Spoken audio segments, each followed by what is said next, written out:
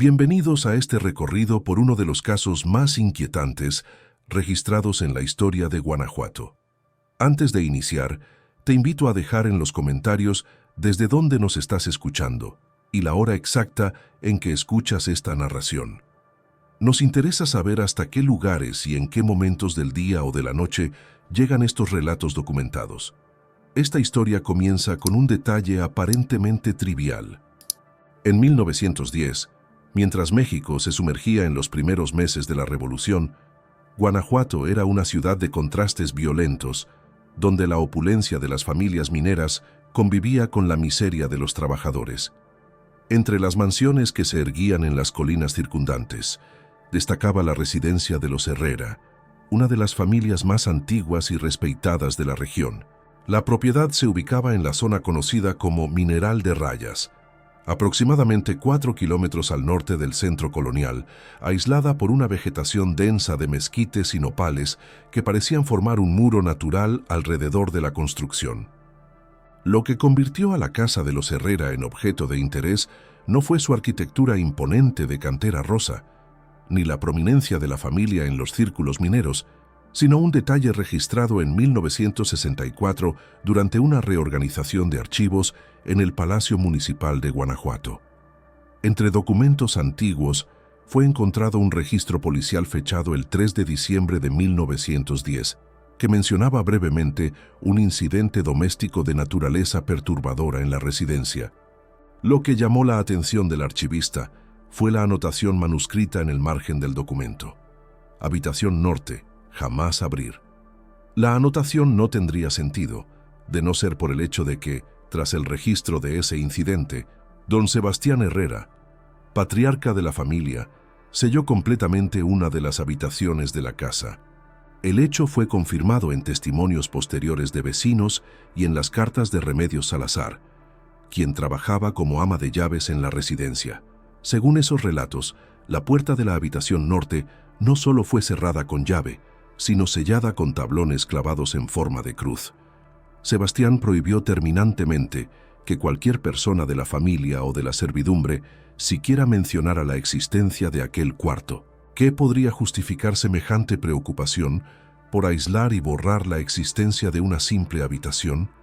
La respuesta, como veremos, está directamente ligada a los eventos que se desarrollaron en aquella casa durante el otoño de 1910 y que la comunidad de Guanajuato intentó durante décadas barrer de la memoria colectiva. La familia Herrera había llegado a Guanajuato en 1782, parte de la oleada de empresarios españoles que aprovecharon el auge minero del siglo XVIII. Sebastián, entonces con 23 años, había heredado de su padre no solo participaciones en 3 de las minas más productivas de la región, sino también un conocimiento excepcional de geología y mineralogía que había estudiado en España. En poco tiempo, las inversiones Herrera se convirtieron en sinónimo de prosperidad en todo el Bajío. Los registros de la Cámara Minera de Guanajuato, conservados en el Archivo Histórico Municipal, muestran que para 1795 las operaciones dirigidas por Sebastián producían casi el 20% de la plata extraída en la región. Un artículo en el Diario de México de 1803 describe una visita a las instalaciones Herrera como un modelo de eficiencia técnica donde la precisión germánica se encuentra con el ingenio novohispano, creando una operación que podría rivalizar con las mejores minas de Potosí. Esta atención meticulosa al detalle y a la perfección sería años después un elemento fundamental en la construcción y modificación de la casa de la familia, especialmente en lo que respecta a la habitación norte.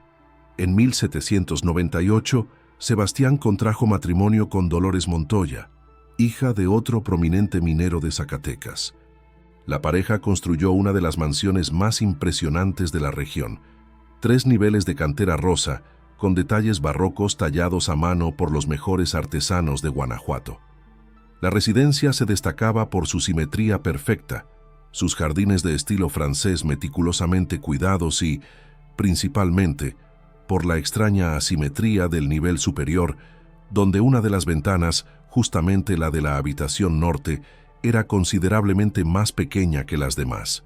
Esta asimetría, aparentemente un mero detalle arquitectónico, sería años después objeto de especulación entre los estudiosos del caso.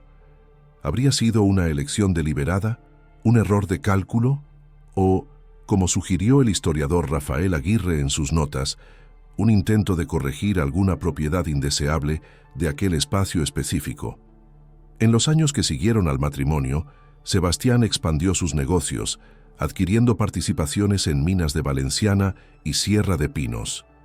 La prosperidad de los Herrera contrastaba, sin embargo, con un detalle que pronto se convirtió en objeto de murmullos entre los habitantes. La pareja no lograba tener hijos. En una sociedad donde las familias numerosas eran la norma y la descendencia determinaba el futuro de los imperios mineros, la ausencia de herederos era vista casi como una maldición divina.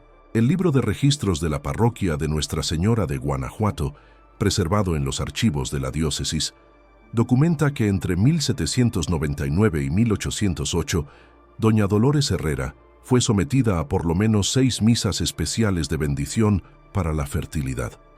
Cada uno de estos rituales era tradicionalmente seguido por un período de esperanza, luego frustración y, finalmente, resignación, ciclo que se repitió durante años, desgastando visiblemente la moral de la señora Herrera.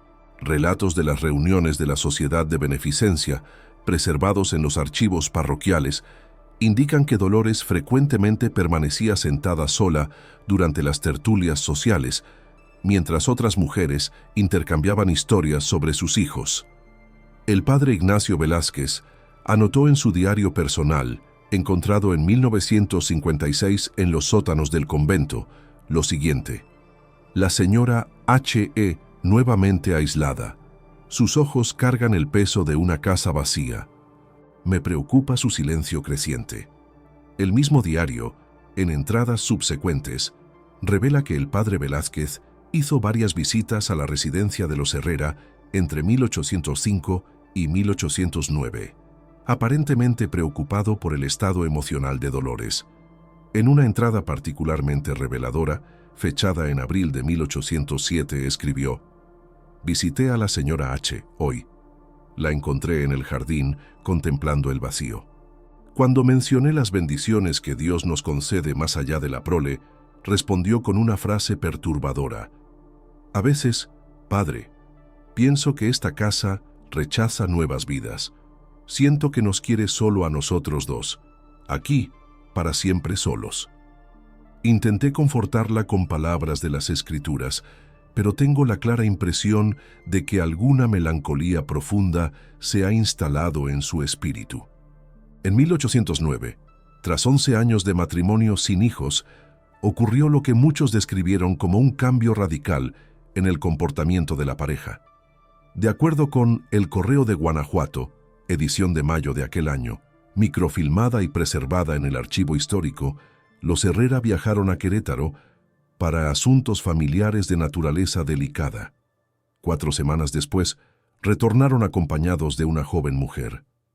El hecho de que el viaje fuera noticia en el periódico local es indicativo de la posición social de los Herrera. No era común que los desplazamientos de ciudadanos ordinarios fueran registrados en la prensa, pero como importantes empleadores y figuras prominentes de la comunidad minera. Las actividades de la familia eran consideradas de interés público. Esta visibilidad social tornaría aún más compleja la situación que se desarrollaría en los años siguientes.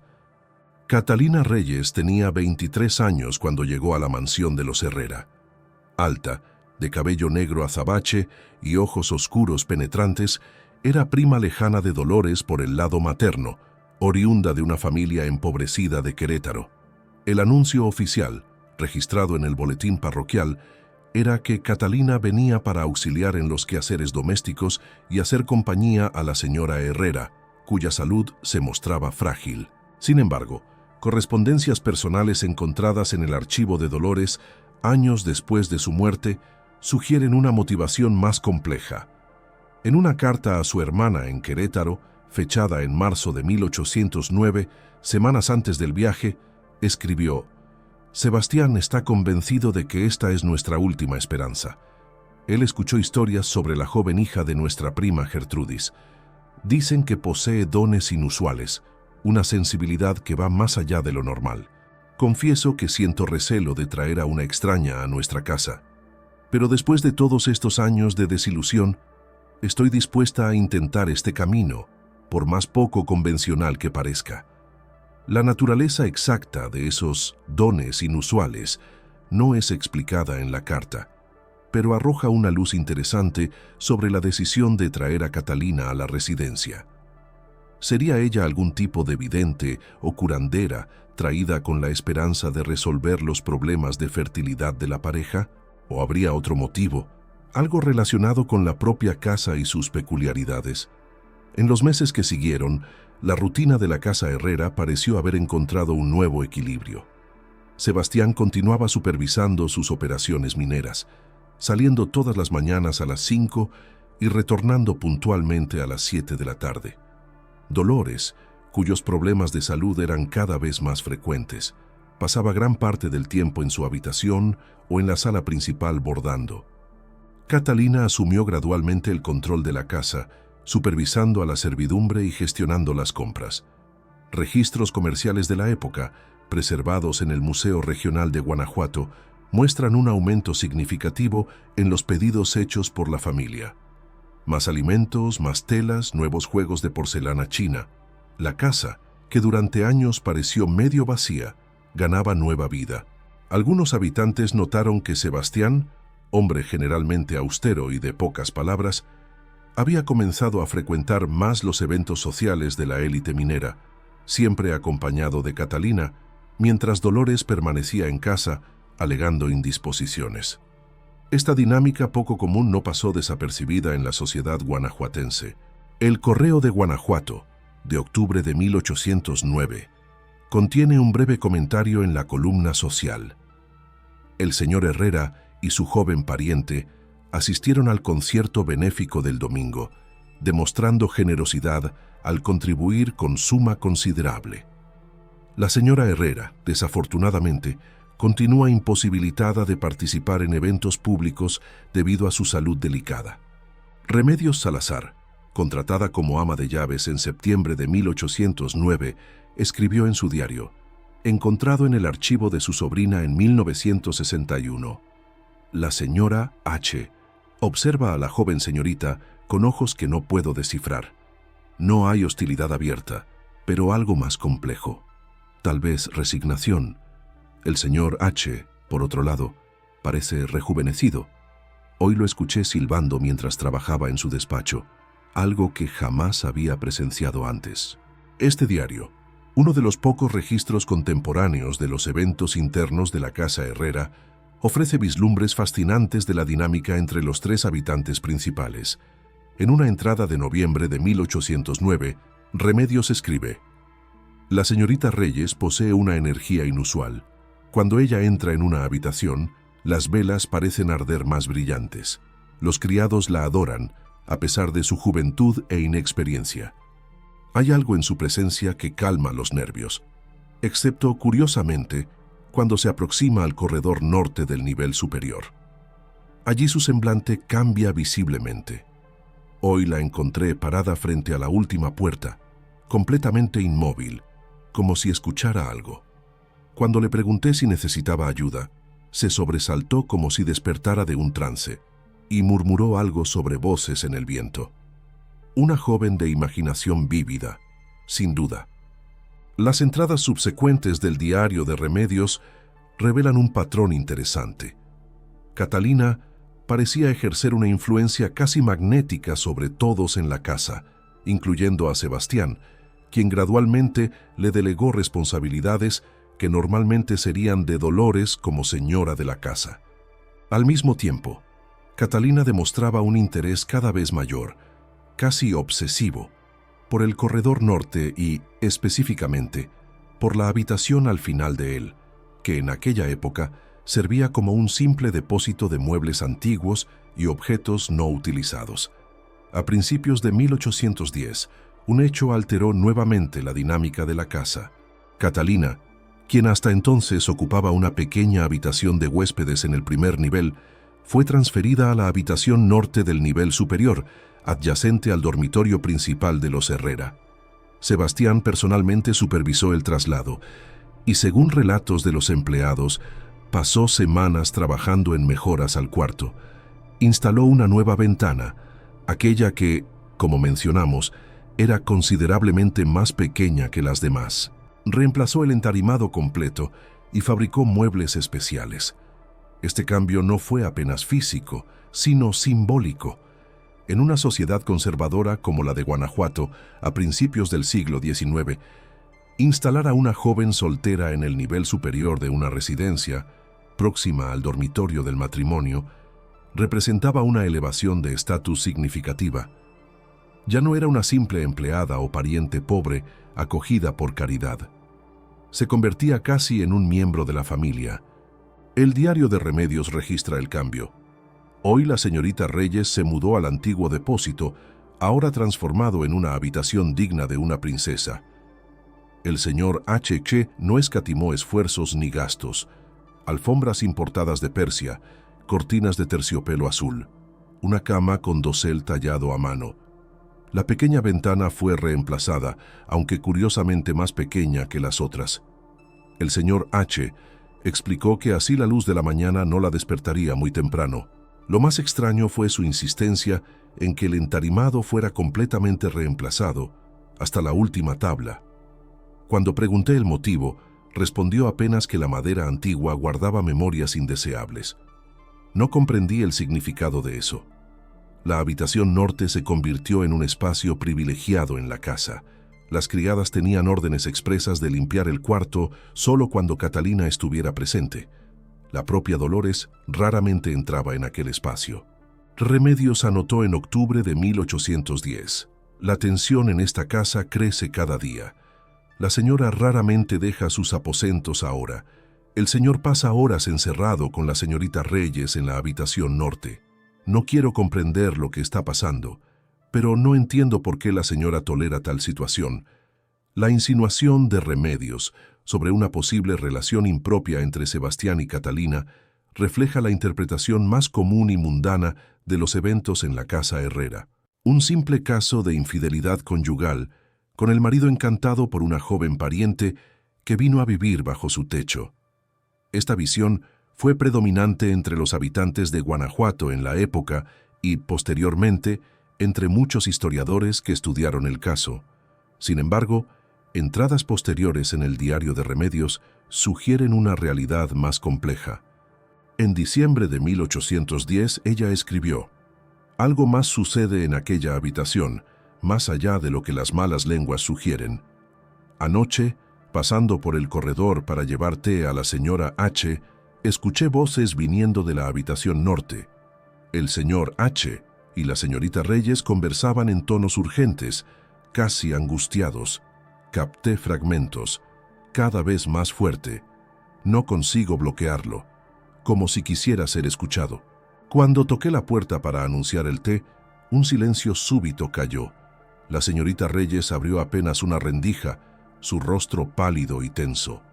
Detrás de ella vi al señor H., examinando el zócalo de la pared con una expresión de profunda preocupación. En el suelo había varios libros antiguos abiertos. Uno de ellos parecía un grimorio o algo similar, con extraños diagramas.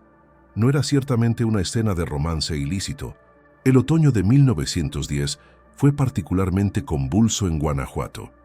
Las primeras escaramuzas de la Revolución comenzaban a afectar a la región, creando una atmósfera de incertidumbre y tensión. La casa de los Herrera, alejada del centro y de los caminos principales, quedó aún más aislada. Los registros del Observatorio Meteorológico de Guanajuato indican que entre septiembre y noviembre de aquel año llovió en 48 de los 92 días. Esta condición climática adversa creó un ambiente propicio para lo que los psicólogos modernos llamarían psicosis de aislamiento, un estado mental alterado causado por el confinamiento prolongado y la falta de estímulos externos variados. En comunidades rurales aisladas No era inusual que el otoño trajera consigo casos de comportamiento errático o perturbado, especialmente en residencias más alejadas. Fue durante este periodo que los funcionarios de la casa comenzaron a notar cambios en el comportamiento de Catalina. La joven, antes sociable y enérgica, se volvió reclusa. Pasaba la mayor parte del tiempo en su habitación, saliendo apenas para las comidas. Su apetito disminuyó considerablemente y comenzó a presentar un semblante pálido y abatido.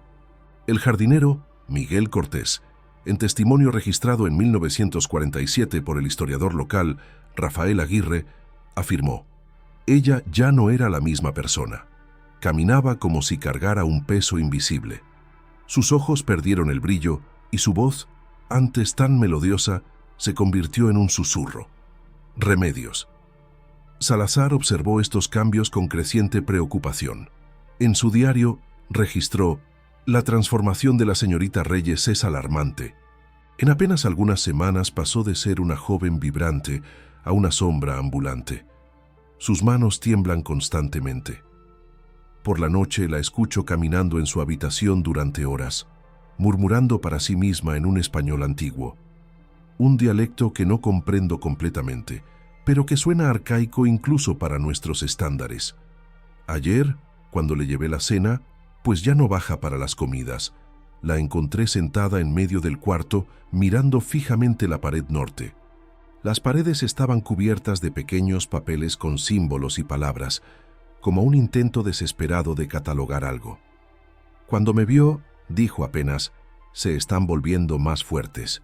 Pronto todos los escucharán.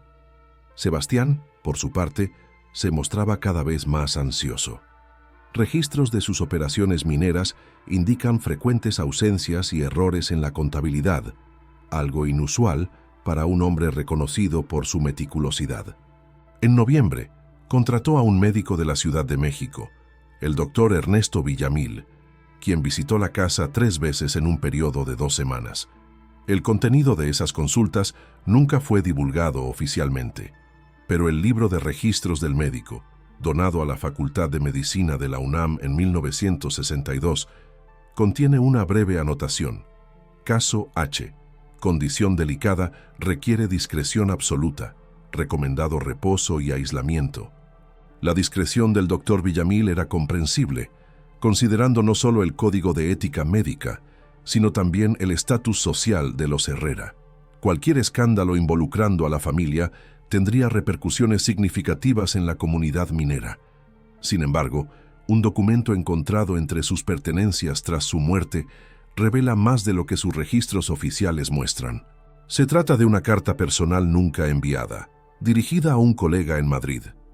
Mi estimado Alfonso, me he enfrentado recientemente con un caso que desafía mi comprensión médica.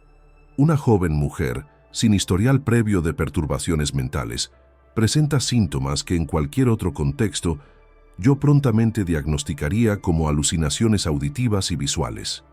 Ella afirma escuchar voces viniendo de las paredes de su habitación, no voces divinas o demoníacas, como es común en delirios religiosos, sino lo que describe como memorias del lugar. Más perturbador aún, parece capaz de recitar eventos ocurridos en la propiedad décadas antes de su nacimiento, con detalles que, según el propietario de la casa, son imposiblemente precisos. Lo que me impide simplemente declarar un caso de histeria es el hecho de que algunos de esos conocimientos imposibles fueron verificados en registros históricos a los que la paciente no podría haber tenido acceso. Ella describió, por ejemplo, la ubicación exacta de una antigua sepultura indígena en el terreno. Información confirmada cuando el propietario, siguiendo sus indicaciones, encontró efectivamente restos humanos y artefactos en el lugar exacto que ella señaló, sin jamás haber estado allí antes. Debo confesar que mi formación científica se muestra inadecuada para explicar este fenómeno. Considero la posibilidad de alguna forma de clarividencia o percepción extrasensorial, por más que eso contradiga mis principios materialistas. Por ahora recomendé sedación y aislamiento, no solo para el bienestar de la paciente, sino también, y esto es lo más perturbador, por insistencia del propietario, quien parece temer no lo que la condición pueda hacerle a la joven, sino lo que ella pueda revelar sobre la propiedad. Tal vez me esté dejando influenciar por el ambiente rural y aislado, por las supersticiones locales y por la atmósfera opresiva de aquella casa. Pero algo en este caso perturba mi sentido científico de una manera que nunca experimenté antes. Esta carta nunca llegó a su destinatario, pero ofrece un vislumbre fascinante de la perspectiva médica sobre el caso. Una perspectiva que significativamente no descarta completamente la posibilidad de que Catalina Reyes estuviera realmente experimentando algún fenómeno inexplicable en vez de simplemente sufrir de un trastorno mental. La situación en la casa Herrera alcanzó su punto crítico a finales de noviembre de 1910. Remedios Salazar, en una de las últimas entradas de su diario antes de dejar el empleo en la mansión, escribió: «Esta noche fue perturbadora. Gritos viniendo de la habitación norte, seguidos por largos periodos de silencio opresivo. El señor H. no dejó que nadie subiera las escaleras. Por la mañana encontré manchas en el corredor. No puedo afirmar con certeza qué eran, pero el olor metálico no deja muchas posibilidades. La señora H. está encerrada en su habitación desde entonces, rehusando hablar con cualquier persona». Los días que siguieron fueron marcados por un silencio pesado que se cernió sobre la casa. Las actividades domésticas continuaron, pero con una atmósfera de tensión casi palpable. Remedios observó que Sebastián pasaba largas horas en la biblioteca consultando libros antiguos que había mandado traer especialmente de España. Dolores permanecía aislada en sus aposentos, atendida apenas por su criada personal. En cuanto a Catalina, su habitación permanecía cerrada con llave. Las comidas eran dejadas a su puerta, más frecuentemente retornaban intocadas. Ocasionalmente, los criados relataban escuchar murmullos viniendo del interior de la habitación. No una voz en monólogo, sino como si una conversación estuviera ocurriendo entre múltiples personas, aunque solo Catalina estuviera allí dentro. El 3 de diciembre, algo extraordinario sucedió. Remedios Salazar registró: «Esta madrugada fui despertada por un sonido que jamás olvidaré. Un grito, no de dolor o miedo, sino de una cualidad que no puedo describir adecuadamente. Como si múltiples voces gritaran simultáneamente en perfecta sincronización. Parecía venir de la habitación norte. Cuando llegué al corredor superior, el señor H. ya estaba allí intentando abrir la puerta, que aparentemente había sido barricada desde dentro. La señora H. observaba desde la puerta de su habitación, pálida como un fantasma. Finalmente, el señor H. consiguió forzar la entrada. ¿Qué vimos dentro de la habitación? No tengo palabras. La señorita Reyes estaba de pie en el centro del cuarto, completamente inmóvil, como una estatua. Las paredes estaban cubiertas de escritura. No escritura convencional, sino símbolos, pictogramas. Algunos parecían antiguos jeroglíficos, otros completamente alienígenas. ¿Hechos con qué? Prefiero no especular. Cuando el señor H. tocó su hombro, ella se giró lentamente. Sus ojos no eran los mismos ojos. Habló, pero la voz no era la suya. Dijo apenas una frase en un idioma que no reconocí, aunque el tono era inconfundiblemente de advertencia o amenaza. Luego, como una marioneta cuyas cuerdas fueron cortadas, se desplomó en el suelo inconsciente. En los días siguientes, Sebastián despidió a casi toda la servidumbre, manteniendo apenas al jardinero Miguel Cortés, quien vivía en una pequeña casa en los fondos de la propiedad, y al cochero Antonio Méndez. Dolores permanecía aislada en su habitación. En cuanto a Catalina, no había señal alguna de su presencia en la casa. Remedios. Salazar fue una de las funcionarias despedidas. Su última entrada en el diario, fechada el 7 de diciembre de 1910, revela su estado de ánimo al dejar el empleo. Parto de esta casa con el corazón pesado, no solo por perder mi sustento, sino principalmente por dejar atrás una situación que me aflige profundamente. No sé qué sucedió con la señorita Reyes después de aquella noche. El señor H. afirma que fue enviada a un sanatorio en Querétaro para tratamiento de agotamiento nervioso, pero algo en su tono no me convence. La señora H. se rehúsa a hablar sobre el asunto completamente. Más perturbador aún, la habitación norte está siendo completamente remodelada. El señor H. removió personalmente todo el papel de las paredes, quemó los muebles en el jardín y hasta el entarimado está siendo reemplazado. Es como si intentara borrar cualquier vestigio de lo que sucedió allí. Ayer, al despedirme de la señora H., ella sujetó mis manos con fuerza sorprendente y dijo: «No hables sobre lo que viste aquí. Algunas palabras, una vez dichas, abren puertas que no pueden ser cerradas nuevamente». No comprendo completamente su advertencia, pero siento que hay sabiduría en ella. Esto será, por lo tanto, mi última palabra sobre los eventos en la Casa Herrera. La comunidad de Guanajuato, pequeña y unida como era típico de las ciudades mineras, pronto percibió que algo estaba mal. El padre Velázquez, preocupado por la ausencia de la familia en las misas dominicales durante 4 semanas consecutivas, decidió hacer una visita a la residencia el 18 de diciembre. En su informe a la diócesis, preservado en los archivos de la parroquia, el padre describió un encuentro perturbador. Fui recibido por el señor Herrera en el portal. No me fue permitido entrar. El hombre que vi frente a mí parecía haber envejecido 10 años en pocas semanas. Sus ojos estaban hundidos, las manos temblaban ligeramente. Cuando pregunté por la señora Herrera y la señorita Reyes, respondió apenas que ambas estaban indispuestas y necesitaban descanso. Pregunté si necesitaban un médico, a lo que respondió casi con ira que los médicos ya habían hecho suficiente. Antes de retirarme, noté que las ventanas del nivel superior estaban todas cubiertas con telas oscuras, inclusive la pequeña ventana de la habitación norte y, en su diario personal, el padre Velázquez fue más franco sobre sus impresiones. Hay algo profundamente equivocado en aquella casa. Sebastián Herrera, hombre que siempre admiré por su integridad y fortaleza de carácter, parece ahora una cáscara vacía, consumido por algún terror interno que no osa nombrar. Cuando mencioné la posibilidad de oración conjunta para el bienestar de las señoras, vi algo en sus ojos que jamás esperaría ver en un hombre de fe. No solo miedo, sino una descreencia fundamental en el poder de intercesión divina, como si enfrentara algo tan fundamentalmente contrario al orden natural y divino que estuviera más allá del alcance, incluso de la gracia de Dios. Confieso que dejé la propiedad con un peso en el corazón y la clara sensación de que debería haber hecho más, aunque no sepa exactamente qué. Lo que sucedió en los días siguientes es objeto de controversia. Algunos relatos sugieren que Sebastián hizo diversas jornadas nocturnas hacia destinos desconocidos.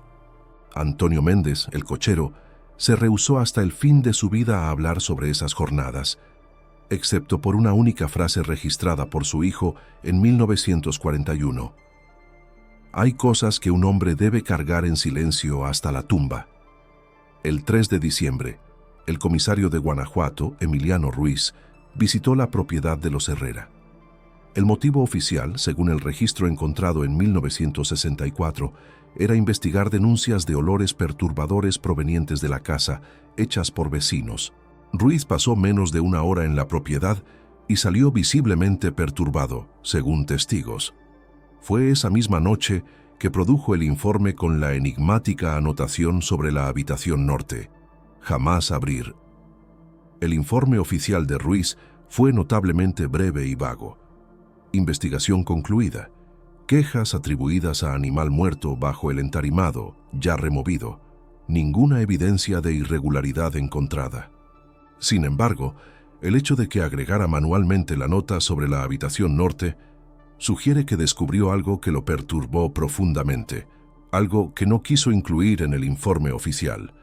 Años después, en 1935, poco antes de su muerte, Ruiz concedió una breve entrevista al periódico El Heraldo de Guanajuato, cuando, cuestionado sobre casos memorables de su carrera, mencionó vagamente una residencia en Mineral de Rayas, donde el propio aire parecía contaminado por algo indescriptible.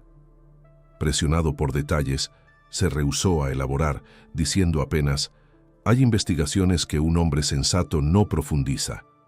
Hay puertas que, una vez cerradas, deben permanecer así.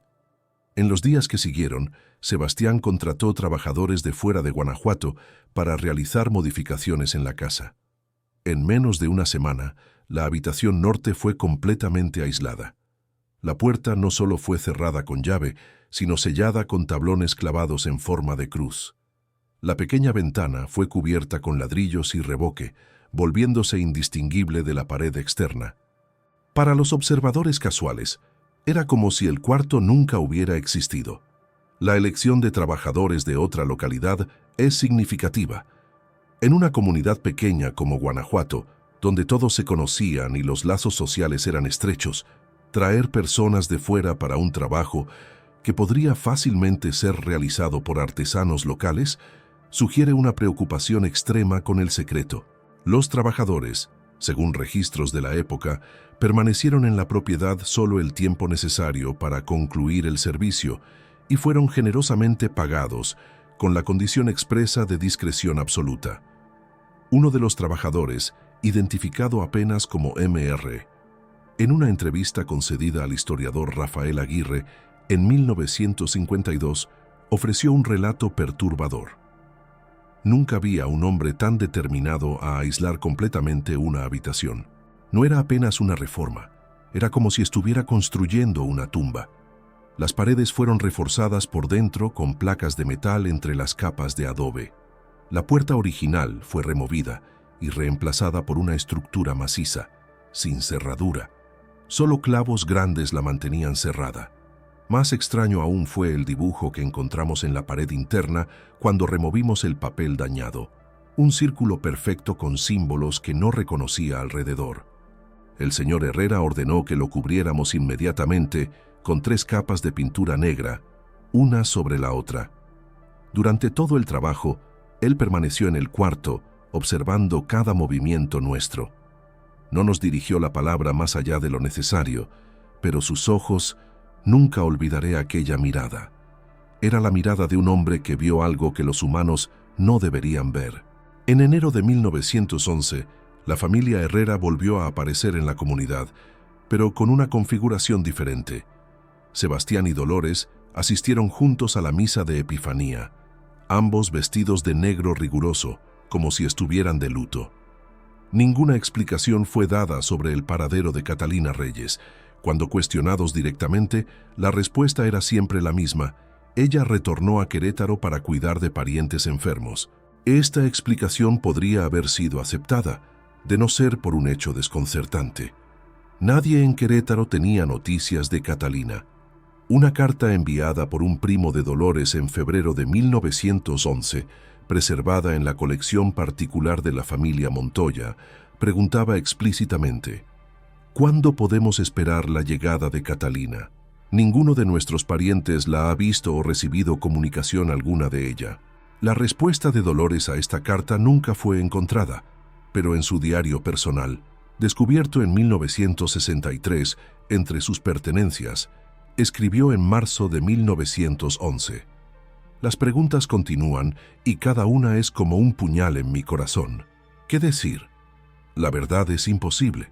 A veces pienso que sería más simple confesar un crimen, un asesinato mundano, un acto de celos o ira, que intentar explicar lo que realmente sucedió en aquella habitación. ¿Quién creería?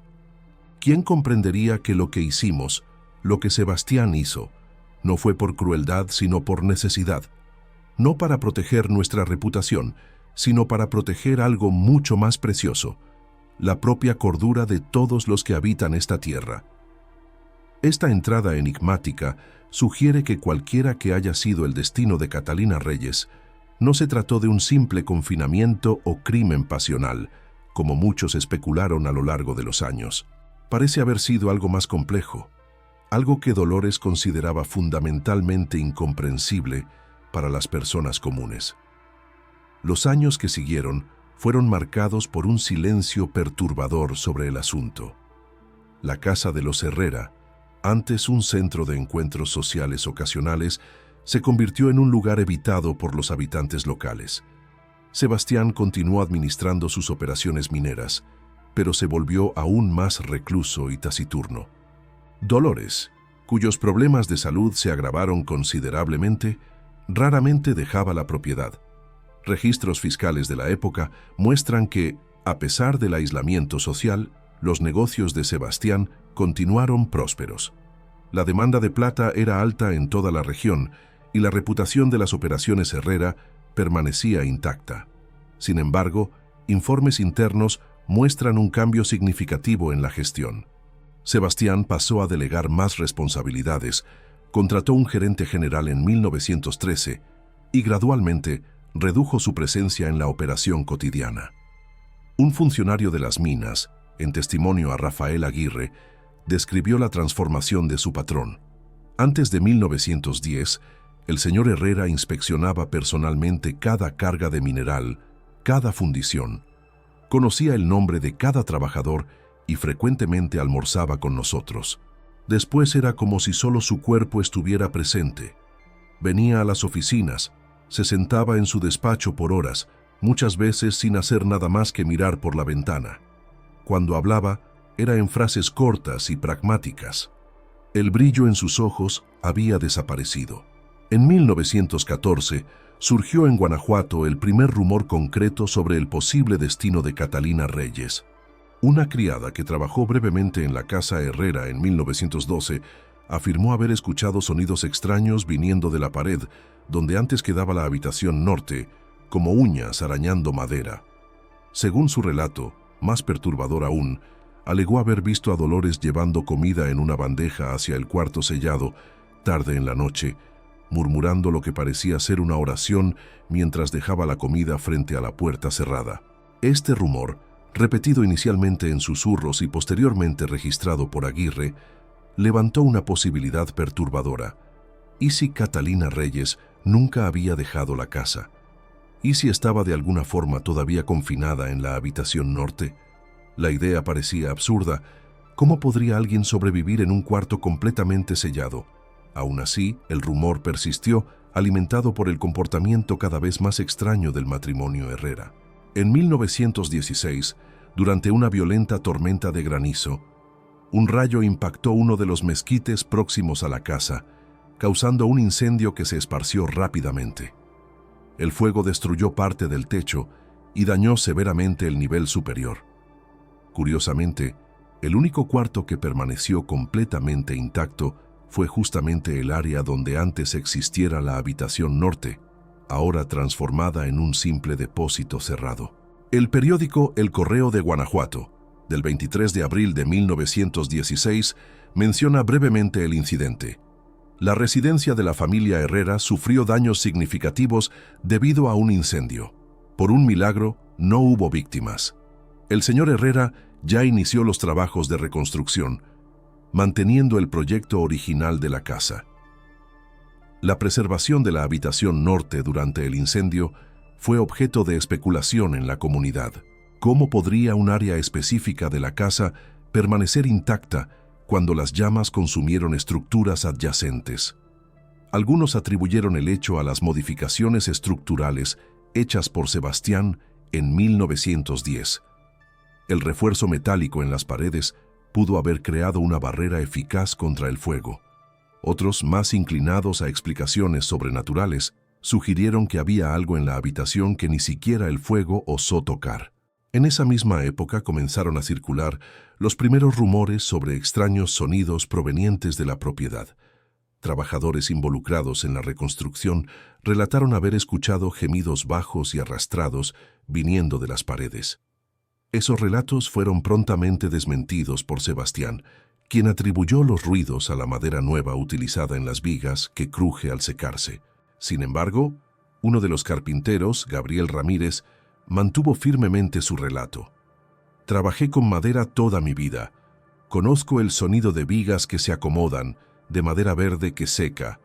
Lo que escuché en aquella casa era diferente. Tenía ritmo, tenía intención. Era como si alguien intentara comunicarse a través de las paredes, alguien sin voz, usando apenas las uñas o los nudillos.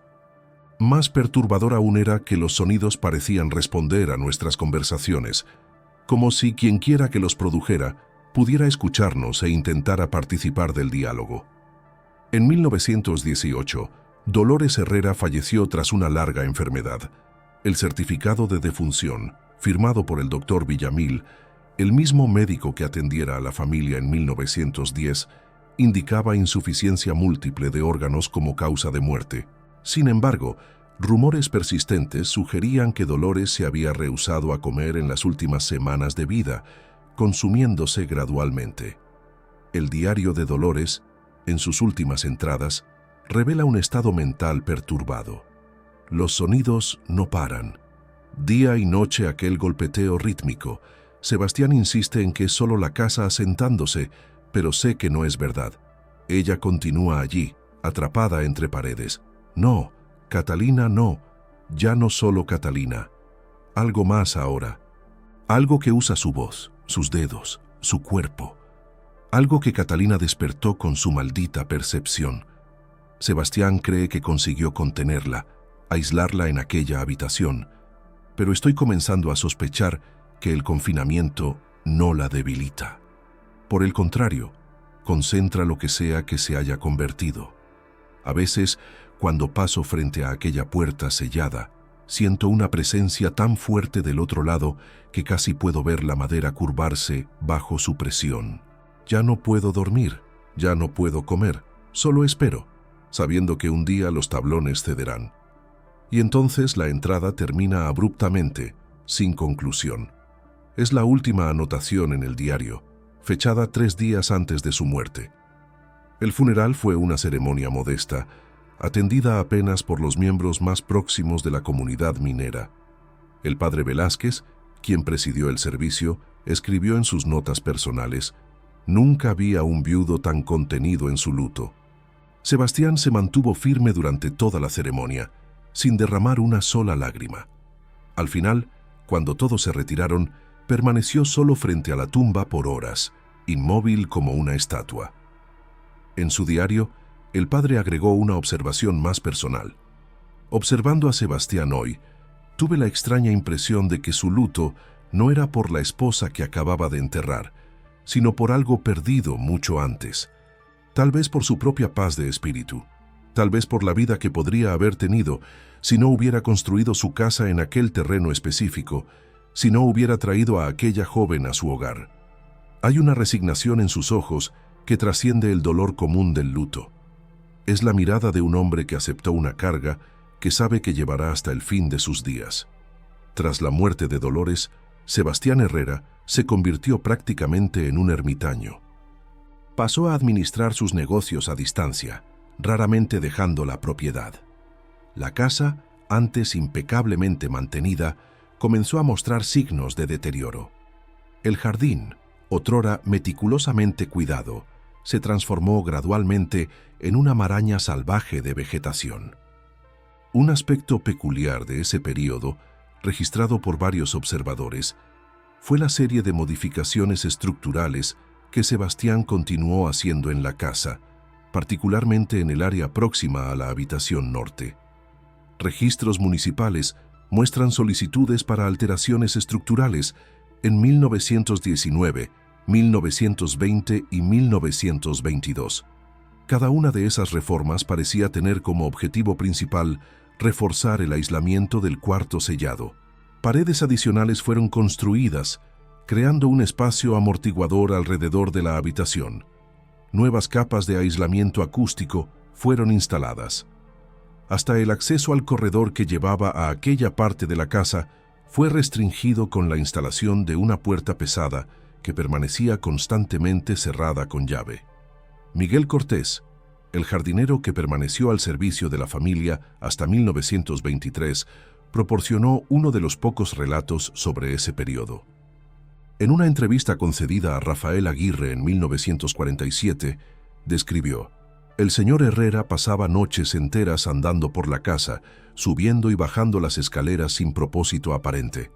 Muchas veces lo encontraba por la mañana sentado en el corredor del nivel superior, frente a aquel depósito cerrado, como si montara guardia. Hablaba solo frecuentemente, en voz baja y urgente, como si estuviera argumentando con alguien.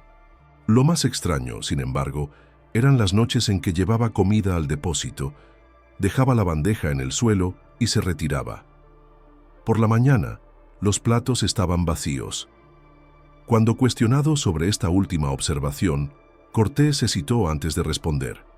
Yo siempre presumía que el señor Herrera retornaba durante la noche para remover la comida, tal vez para mantener algún tipo de ritual en memoria de la señorita Reyes o por alguna superstición.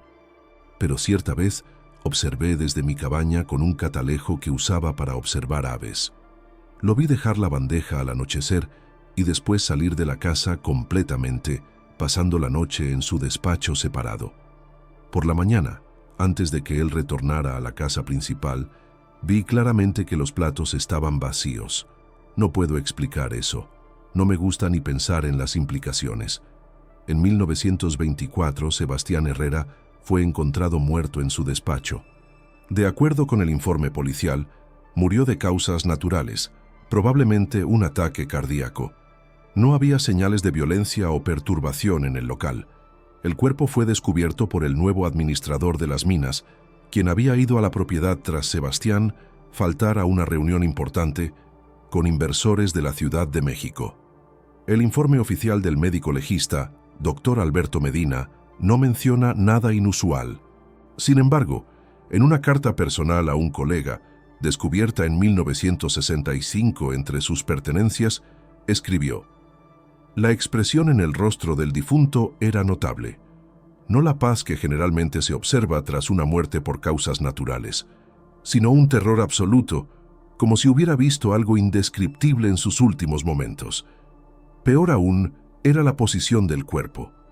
Estaba vuelto hacia la puerta, como si hubiera intentado huir de algo.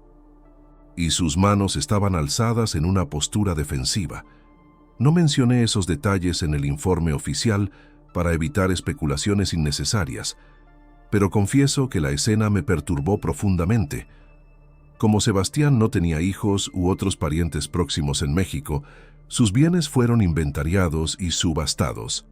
La casa permaneció cerrada por casi 2 años, hasta ser adquirida por la familia Delgado, mineros recién llegados de Zacatecas que desconocían la historia de la propiedad.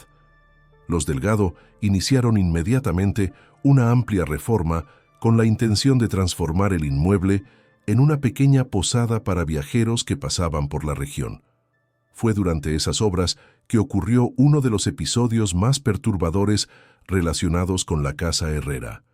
En julio de 1926, trabajadores contratados para remodelar el nivel superior finalmente abrieron la antigua habitación norte, ahora transformada en depósito. Lo que encontraron allí dentro fue objeto de intensas especulaciones y, posteriormente, de un silencio oficial casi absoluto. El informe policial del incidente, firmado por el nuevo comisario Rodrigo Santana, fue clasificado como confidencial y mantenido en secreto por décadas. Solo en 1965, cuando el archivo de la comisaría de Guanajuato pasó por una reorganización, el documento salió a la luz. Aún así, páginas cruciales habían sido removidas, dejando apenas un resumen extremadamente vago. El compartimento, anteriormente aislado, contenía objetos de naturaleza perturbadora, sugiriendo posible crimen ocurrido aproximadamente 16 años antes. Debido al estado de descomposición de los materiales encontrados y a la muerte de los principales involucrados, la investigación fue cerrada sin conclusiones definitivas. Testimonios no oficiales de los trabajadores, recolectados décadas después por el historiador Aguirre, ofrecen detalles más inquietantes. Según Pedro Salinas, uno de los albañiles presentes, cuando derribamos aquella pared falsa, el olor que salió era insoportable, como algo que había podrido durante años, a pesar de todos los esfuerzos para sellar el ambiente. El piso de la habitación había sido completamente reemplazado, pero aún así había manchas oscuras que penetraron en la propia estructura de la madera. En el centro del cuarto encontramos una silla mecedora vuelta hacia la ventana tapiada. Al lado de ella, una pequeña mesa con un libro de oraciones abierto y un cepillo de cabello con hebras todavía adheridas a él. Lo más perturbador, sin embargo, eran las marcas de arañazos en la parte interna de la puerta y en las paredes. No eran marcas aleatorias. Alguien había escrito algo repetidamente, hasta que los dedos probablemente sangraron. Conseguí distinguir apenas una palabra repetida decenas de veces: ayuda, en español. Otro trabajador, José Navarro, agregó un detalle significativo. Bajo el entarimado, encontramos un pequeño baúl de madera cerrado con un candado. La policía lo confiscó inmediatamente, sin permitir que viéramos el contenido. Pero uno de los oficiales, joven e inexperto, comentó después, pálido como la cera, que contenía ropas de mujer cuidadosamente dobladas, manchadas de algo oscuro, y un diario escrito en español antiguo. El contenido de ese diario nunca fue divulgado oficialmente. Sin embargo, un funcionario del Archivo Policial de Guanajuato en 1968 confió al historiador Aguirre que había leído parte del documento antes de su desaparición misteriosa en 1929. Según él, el diario comenzaba como un registro normal de los pensamientos y experiencias de Catalina Reyes en la Casa Herrera, pero gradualmente se transformaba en algo mucho más perturbador. Las primeras entradas eran perfectamente lúcidas: descripciones de la casa, de las tareas diarias, observaciones sobre Sebastián y Dolores. Después, en algún momento a finales de 1809, el tono cambió. Ella comenzó a relatar sensaciones extrañas, especialmente cuando estaba sola en el nivel superior. Escribió que las paredes parecían respirar y que a veces escuchaba murmullos indistintos cuando presionaba el oído contra ellas. A medida que las entradas avanzaban hacia 1810, se volvían más fragmentadas, con trechos en una caligrafía diferente, intercalados con su escritura normal. Esos trechos parecían estar en un dialecto español antiguo, casi medieval. En 1910, la escritura se había transformado completamente, no solo la caligrafía, sino el propio estilo y vocabulario. Las últimas entradas no parecían escritas por Catalina Reyes. Parecían escritas por algo que estaba usando su diario, su pluma, su mano. Las descripciones de lo que ese algo afirmaba ser y de dónde venía, prefiero no repetir. Algunas cosas es mejor dejar en el olvido. Tras ese incidente, la reforma de la casa fue temporalmente suspendida. Los Delgado, alarmados con el descubrimiento y con los rumores que rápidamente se esparcieron por la comunidad, consideraron seriamente vender la propiedad. Sin embargo, presionados por dificultades financieras, decidieron proseguir, realizando modificaciones aún más radicales en la estructura. El nivel superior fue completamente reconfigurado, eliminando cualquier vestigio de la antigua habitación norte. La posada de los Delgado funcionó por apenas 4 años. Los huéspedes frecuentemente relataban incomodidad inexplicable y sensación opresiva, especialmente por la noche.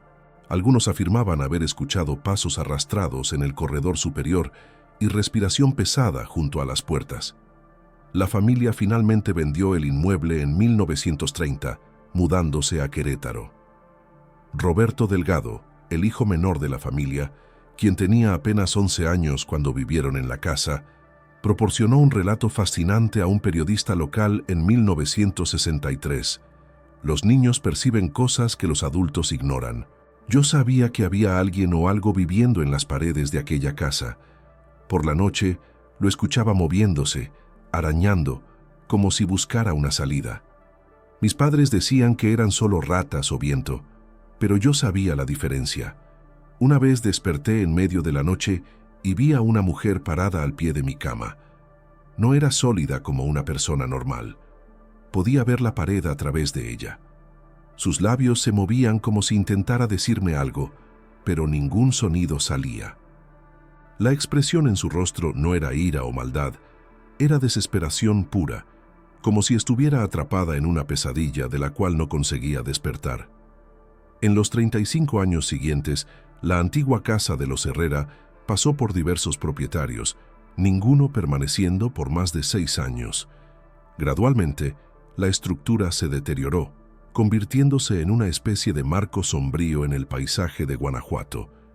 Los habitantes evitaban pasar por el camino que llevaba a la propiedad, especialmente después del ocaso. Un patrón curioso emergió de ese período. Cada familia que habitaba la casa parecía enfrentar problemas de salud inexplicables, particularmente trastornos del sueño y problemas respiratorios. Registros médicos de la época muestran un número desproporcionado de consultas para residentes de aquella dirección específica, con quejas de pesadillas vívidas, sensación de sofocación durante el sueño y agotamiento crónico sin causa aparente. En 1954, el historiador local Rafael Aguirre inició una investigación sistemática sobre el caso, motivado por lo que llamó persistente laguna en la historia documentada de nuestra comunidad. Su investigación enfrentó obstáculos significativos, documentos desaparecidos, testigos reticentes y una extraña resistencia institucional en discutir el asunto.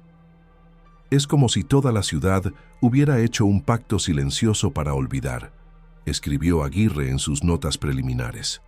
Las personas mayores se callan cuando menciono el nombre Herrera. Los registros oficiales están incompletos, con páginas claramente removidas. Hasta la parroquia, normalmente meticulosa en sus registros, presenta lagunas inexplicables precisamente en los periodos críticos. Esta conspiración de silencio, como Aguirre la describió, no parecía motivada por vergüenza o deseo de proteger la reputación de la comunidad, sino por algo más profundo, casi como un miedo primitivo de que hablar sobre los eventos podría de alguna forma reanimarlos o darles nuevo poder. A pesar de esas dificultades, Aguirre consiguió reconstruir parcialmente la cronología de los eventos y recolectar testimonios valiosos de testigos todavía vivos. Su investigación lo llevó a una teoría perturbadora sobre lo que realmente sucedió en la casa de los Herrera en 1910. De acuerdo con su hipótesis, documentada en un manuscrito inédito encontrado tras su muerte en 1971, Catalina Reyes no era apenas una prima distante traída para hacer compañía a Dolores. Habría sido traída para un propósito mucho más específico: ser la sustituta de Dolores, tanto como dueña de la casa cuanto como pareja de Sebastián. Los registros sugieren un arreglo inicialmente consensual, escribió Aguirre. Dolores, incapaz de tener hijos y sufriendo de salud debilitada, habría aceptado la presencia de Catalina como una solución pragmática para mantener la posición social de la familia. Sin embargo, algo cambió drásticamente en el otoño de 1910. Aguirre sugiere que Catalina pudo haber intentado romper el acuerdo, tal vez amenazando con revelar la verdadera naturaleza de su relación con Sebastián, algo escandaloso para los estándares morales de la época. Alternativamente, pudo haber desarrollado alguna condición mental o física que la tornó una carga en vez de un activo para la familia. Cualquiera que haya sido el catalizador, continúa el manuscrito, la evidencia circunstancial sugiere fuertemente que Catalina Reyes fue confinada contra su voluntad en la habitación norte, probablemente a partir de noviembre de 1910. Los registros médicos del doctor Villamil, aunque vagos, mencionan prescripciones de láudano y otros sedantes potentes entregados a la residencia Herrera durante ese periodo. La teoría más sombría de Aguirre es que Catalina permaneció prisionera en aquella habitación hasta su muerte, que pudo haber ocurrido semanas o incluso años tras su confinamiento inicial. Esto explicaría los sonidos relatados por los vecinos, las visitas nocturnas de Sebastián al cuarto sellado y las marcas de arañazos en las paredes internas. Lo más perturbador, concluye Aguirre, es la posibilidad de que haya permanecido viva incluso tras el incendio de 1916, aislada en un cuarto que sobrevivió milagrosamente a las llamas. Si ese es el caso, el verdadero horror no es apenas lo que Sebastián Herrera hizo, sino el hecho de que toda una comunidad eligió mirar hacia otro lado. Sin embargo, las notas personales de Aguirre encontradas tras su muerte sugieren que él mismo no estaba completamente convencido de esa explicación puramente mundana. En anotaciones marginales, hechas aparentemente en los estadios finales de su investigación, escribió: «La teoría del confinamiento explica muchos de los hechos conocidos, pero no todos. No explica los cambios en la caligrafía del diario. No explica los símbolos encontrados en las paredes. No explica por qué Sebastián, un hombre racional y práctico, dedicó tanto esfuerzo para aislar la habitación en vez de simplemente resolver el problema de forma más permanente, a menos que lo que temía no fuera Catalina Reyes, sino algo en lo que se había convertido, o algo que se había convertido en ella. En 1966, la antigua propiedad de los Herrera, ya casi en ruinas, fue finalmente demolida para dar lugar a una carretera más amplia conectando Guanajuato con localidades vecinas. Durante la demolición, un descubrimiento final agregó un último capítulo perturbador a la historia. Bajo la fundación de la casa, trabajadores encontraron un pequeño espacio hueco que contenía una caja metálica herméticamente cerrada. Dentro de ella había un único objeto, un libro de contabilidad comercial, aparentemente perteneciente a Sebastián Herrera. A primera vista, el libro parecía contener solo registros financieros de las operaciones mineras. Sin embargo, intercaladas entre las columnas de números, había anotaciones en una caligrafía minúscula y perturbada, casi ilegible, escritas con tinta diferente. El libro fue enviado al recién creado Archivo Histórico de Guanajuato, donde permaneció olvidado hasta 1970, cuando el asistente de investigación de Aguirre, Luis Fernández, se dedicó a descifrar las anotaciones codificadas. El resultado de su trabajo nunca fue oficialmente publicado, pero copias mecanografiadas circularon discretamente entre historiadores e investigadores de la región. De acuerdo con la transcripción de Fernández, las anotaciones de Sebastián proporcionaban un vislumbre perturbador de su estado mental en los últimos años de vida. Abril 1916. Ella todavía canta por la noche. ¿Por qué no para? ¿Cómo puede tener fuerzas después de tantos años? Tuve que reforzar el aislamiento acústico nuevamente. Enero 1917. D. Sabe. Nunca dice nada directamente, pero sus ojos, ella sabe que sé. Todavía está con nosotros. Hoy preguntó por qué continúo llevando comida para la nada. ¿Qué puedo decir? Que las responsabilidades no terminan con un error. Julio 1918. D. se fue.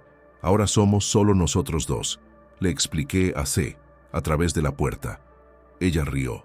No era una risa humana. Febrero 1919. El frío de este invierno es insoportable. Proporcioné cobijas extras. Ella no respondió cuando llamé. A veces temo que haya partido sin que me diera cuenta. Otras veces temo lo contrario. La última anotación, fechada en noviembre de 1923, pocos meses antes de la muerte de Sebastián, es particularmente inquietante. Ya no puedo distinguir su voz de la voz en mi cabeza. Tal vez sean la misma ahora, tal vez siempre lo fueron. La habitación está en silencio hace semanas, pero cuando presiono el oído contra la pared, todavía la escucho respirando. ¿Será posible que continuemos así eternamente? Ella atrapada allá dentro, yo atrapado del lado de afuera. Esta última entrada sugiere un estado mental profundamente perturbado, posiblemente indicando que Sebastián sufría de alucinaciones auditivas en sus últimos años. Sin embargo, considerando los otros relatos sobre sonidos inexplicables en la casa, incluso después de su muerte, surge la inquietante posibilidad de que lo que escuchaba no fuera completamente ilusorio. Fernández, en sus notas analíticas que acompañaban la transcripción, observó algo peculiar. Las últimas entradas de Sebastián muestran una caligrafía que gradualmente se transforma. Las primeras anotaciones son claramente suyas, reconocibles por el estilo preciso y controlado que se ve en sus registros comerciales.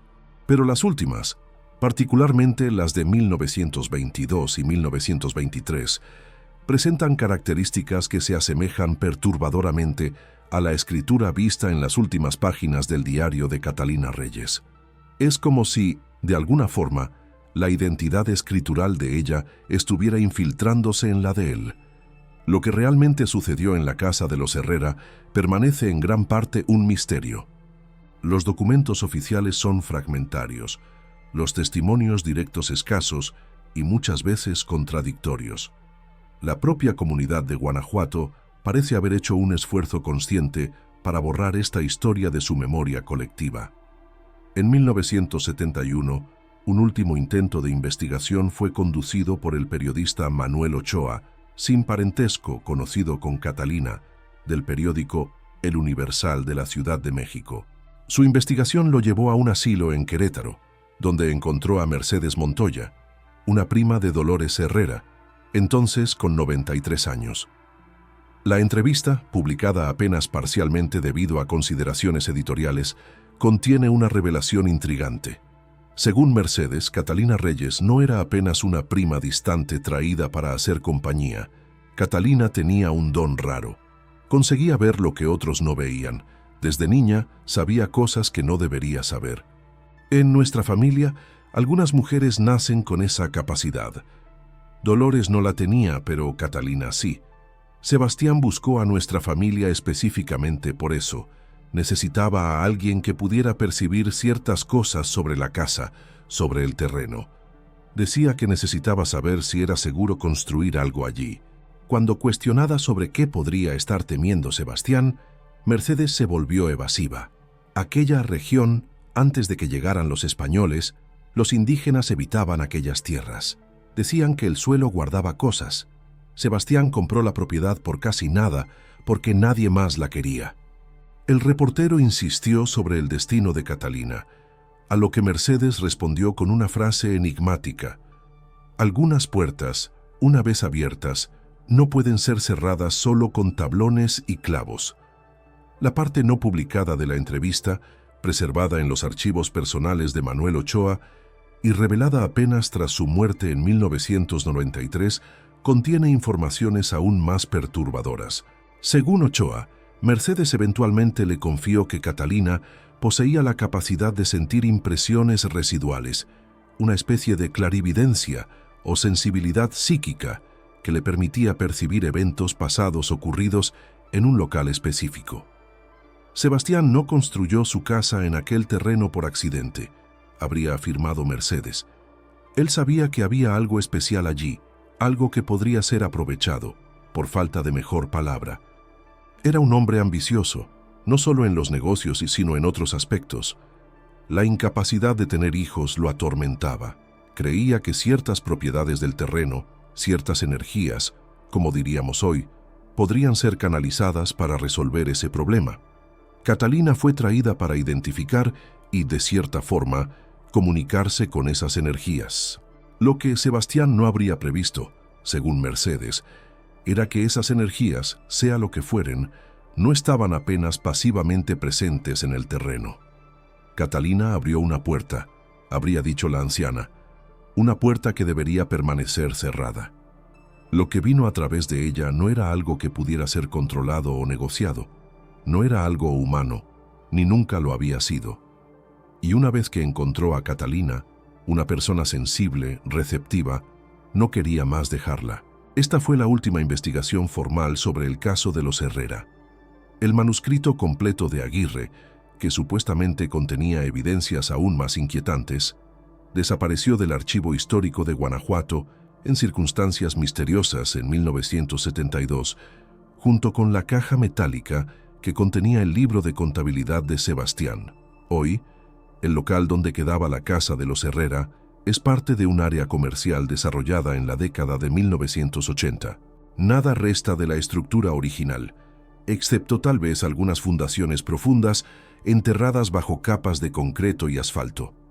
Sin embargo, funcionarios de las tiendas que ocupan el local ocasionalmente relatan fenómenos inexplicables, caídas repentinas de temperatura, objetos que se mueven sin causa aparente y un persistente olor a madera antigua y húmeda que surge en días lluviosos, incluso en áreas completamente reformadas. En 1995, durante obras para expansión del estacionamiento, excavadoras alcanzaron lo que parecía ser una antigua cisterna o pozo, no documentado en ningún plano de la propiedad. El trabajo fue brevemente interrumpido cuando uno de los operadores se rehusó a continuar, alegando haber escuchado algo moviéndose en el fondo de la estructura. La abertura fue prontamente cubierta con concreto y la construcción redirigida hacia otra área del terreno. Una teoría alternativa sobre los eventos de 1910 surgió en 1998, cuando la doctora Patricia Solís, psiquiatra e historiadora de la medicina, publicó un artículo en la Revista de Historia de la Medicina de México. Basándose en registros médicos fragmentarios y correspondencias personales, sugirió que Catalina Reyes podría haber desarrollado una condición psiquiátrica grave, posiblemente esquizofrenia o trastorno bipolar. Los relatos de su comportamiento en los meses que antecedieron a su desaparición, escribió Solís, son consistentes con los primeros estadios de un colapso psicótico, aislamiento social, cambios abruptos de humor, posibles alucinaciones auditivas. En una época en que tales condiciones eran poco comprendidas y altamente estigmatizadas, el confinamiento doméstico de pacientes mentales no era poco común, especialmente en familias preocupadas con su reputación social. Esta interpretación, más clínica de los eventos, ofrece una alternativa menos siniestra a las teorías de Aguirre. Sebastián y Dolores, confrontados con el deterioro mental de Catalina, podrían haber optado por mantenerla aislada en casa en vez de enviarla a las precarias instituciones psiquiátricas de la época, conocidas por sus tratamientos inhumanos. Sin embargo, esa teoría no explica completamente el extremo secretismo que cercó el caso, ni la aparente continuación del confinamiento tras la muerte de Dolores, cuando Sebastián podría fácilmente haber institucionalizado a Catalina sin repercusiones sociales significativas. La doctora Solís reconoce esas limitaciones en su análisis. El comportamiento de Sebastián Herrera después de 1910, particularmente su aparente obsesión con el aislamiento y refuerzo de la habitación norte, sugiere algo más allá de la mera preocupación con la discreción social. Hay indicios de que estaba genuinamente aterrorizado con algo, sea con Catalina Reyes propiamente dicha, sea con la condición que desarrolló o tal vez con algo que ella descubrió sobre la propiedad. El miedo, más que la vergüenza, parece haber sido el motor principal de sus acciones. En 2001, la digitalización de los archivos parroquiales de la parroquia de Nuestra Señora de Guanajuato reveló una serie de cartas intercambiadas entre el padre Velázquez y un colega de Querétaro entre 1910 y 1913. En una de esas correspondencias, fechada en febrero de 1911, Velázquez escribió: «La situación en la residencia H permanece como una carga en mi conciencia. No puedo compartir mis pensamientos abiertamente, ni siquiera con mi esposa. Lo que el señor H me confió bajo el sello del secreto pastoral me persigue durante el sueño. Si es verdad que la señorita R realmente vio lo que afirma haber visto, si aquellas paredes realmente guardan lo que ella describió, entonces tal vez su confinamiento sea de hecho una medida de protección, no solo para ella, sino para todos nosotros. Aún así, no puedo dejar de cuestionar, ¿protegernos de qué exactamente? ¿De una mente perturbada y sus fantasías, o de una verdad que preferimos no confrontar? Esta carta sugiere una tercera posibilidad, que el confinamiento de Catalina podría estar relacionado no solo con su condición mental, sino también con algo que afirmaba haber descubierto sobre la propiedad, algo suficientemente perturbador para alarmar incluso a un hombre de fe como el padre Velázquez. Registros municipales indican que antes de la llegada de los españoles, el área donde la casa de los Herrera fue construida era parte de una región considerada tabú por los pueblos indígenas locales. Un informe de la Comisión de Tierras de 1780 menciona brevemente que los primeros colonos encontraron estructuras de piedra de origen desconocido en varios puntos del terreno, estructuras que fueron desmanteladas para dar lugar a las nuevas construcciones. Esos fragmentos históricos, combinados con el testimonio de Mercedes Montoya sobre las tierras que guardaban cosas, sugieren que la verdadera naturaleza del caso Herrera puede involucrar elementos aún más complejos que un simple confinamiento o crimen pasional. En 2005, el escritor y folclorista Javier Morales publicó Susurros de Guanajuato, una recopilación de historias y leyendas de la región. En el capítulo dedicado a la casa de los Herrera, transcribe el testimonio de Elena Villamil, nieta del doctor Ernesto Villamil, el médico que atendió a la familia en 1910. Mi abuelo nunca hablaba abiertamente sobre los Herrera. Era un asunto prohibido en nuestra casa, pero una vez, cuando yo tenía cerca de 13 años, lo encontré en su consultorio muy perturbado, releyendo antiguas anotaciones médicas. Pregunté qué lo perturbaba. Me miró por un largo tiempo, como si decidiera si yo era suficientemente adulta para escuchar. Finalmente dijo: «Hay cosas que la medicina no puede explicar. La señorita Reyes no estaba enferma, no en el sentido común. Lo que ella tenía era una percepción demasiado aguda. Comenzó a escuchar lo que estaba en las paredes de la casa Herrera. Y lo peor no es que haya enloquecido con eso. Lo peor es que tal vez no haya enloquecido. Tal vez haya visto algo real. En 2011, durante una investigación arqueológica preliminar en la región, fueron encontrados fragmentos de cerámica y pequeños artefactos líticos, indicando la presencia de un antiguo asentamiento indígena, posiblemente de cultura chichimeca, datado de aproximadamente 1000 años atrás. Los arqueólogos notaron que la distribución de los artefactos formaba un perímetro casi perfecto que evitaba un área central, precisamente donde la casa de los Herrera fue posteriormente construida.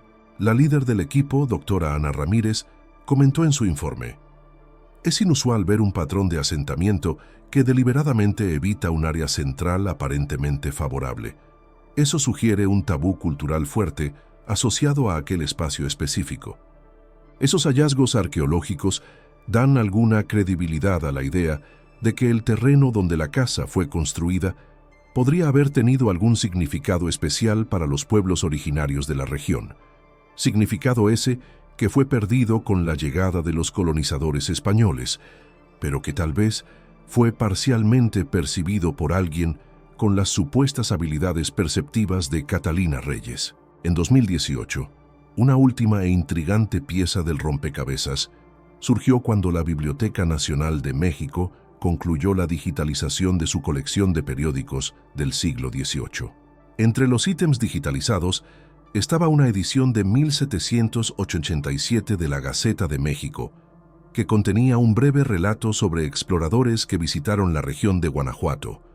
Los señores Morales y Sánchez reportan haber descubierto en las proximidades del asentamiento minero una curiosa formación rocosa subterránea descrita como un laberinto natural que se extiende por considerable distancia.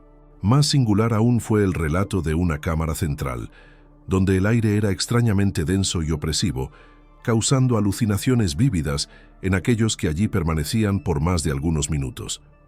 Los exploradores prudentemente sellaron la entrada de la caverna, considerándola un peligro natural. Aunque la localización exacta de esa formación no es especificada en el artículo, la descripción geográfica corresponde a la región donde Mineral de Rayas sería posteriormente desarrollado. ¿Sería posible que la casa de los Herrera, por mero acaso o elección deliberada, haya sido construida sobre o próxima a esa formación subterránea? ¿Habría Catalina, con su percepción aguda, conforme descrito por el doctor Villamil, de alguna forma sentido la presencia de esa anomalía geológica y sus propiedades peculiares? Estas cuestiones permanecen sin respuesta definitiva. Los archivos están incompletos. Los testigos hace mucho fallecidos y la propia estructura física de la casa Herrera fue completamente borrada por la expansión urbana. Lo que resta es un mosaico fragmentado de relatos, documentos parciales y especulaciones, un misterio envuelto en capas de silencio institucional y memoria colectiva suprimida. En una entrevista concedida en 2019 al periódico El Correo de Guanajuato, Rosa Fernández, entonces con 98 años y una de las moradoras más antiguas de la ciudad, ofreció tal vez la reflexión más pertinente sobre el caso. Ustedes, jóvenes, quieren respuestas claras, quieren la historia completa, principio, medio y fin. Pero la vida real no es así, especialmente cuando se trata de los secretos antiguos. Los Herrera llevaron a la tumba lo que realmente sucedió en aquella casa, y tal vez sea mejor así. Hay sótanos que, una vez abiertos, dejan escapar cosas que no conseguimos más contener. Guanajuato construyó su presente sobre fundaciones silenciosas. Algunas paredes es mejor no derribar. Hoy, en el centro comercial construido donde antes quedaba la propiedad de los Herrera, La vida sigue su curso normal.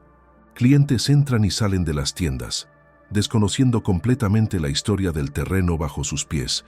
Solo ocasionalmente, cuando llueve y el viento sopla del norte, funcionarios relatan escuchar un sonido distante y continuo, como uñas arañando madera, viniendo de algún lugar profundo en las paredes.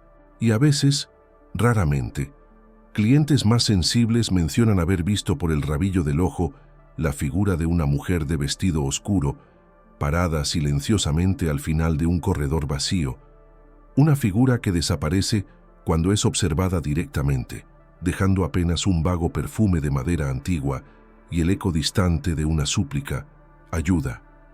Tal vez el verdadero horror del caso Herrera no esté en lo que sabemos, sino en lo que nunca sabremos con certeza. En la duda que persiste, en las preguntas sin respuesta y en la posibilidad de que bajo la superficie civilizada de nuestras ciudades existan secretos antiguos y terribles, apenas temporalmente contenidos por tablones, clavos y nuestro deseo colectivo de olvidar.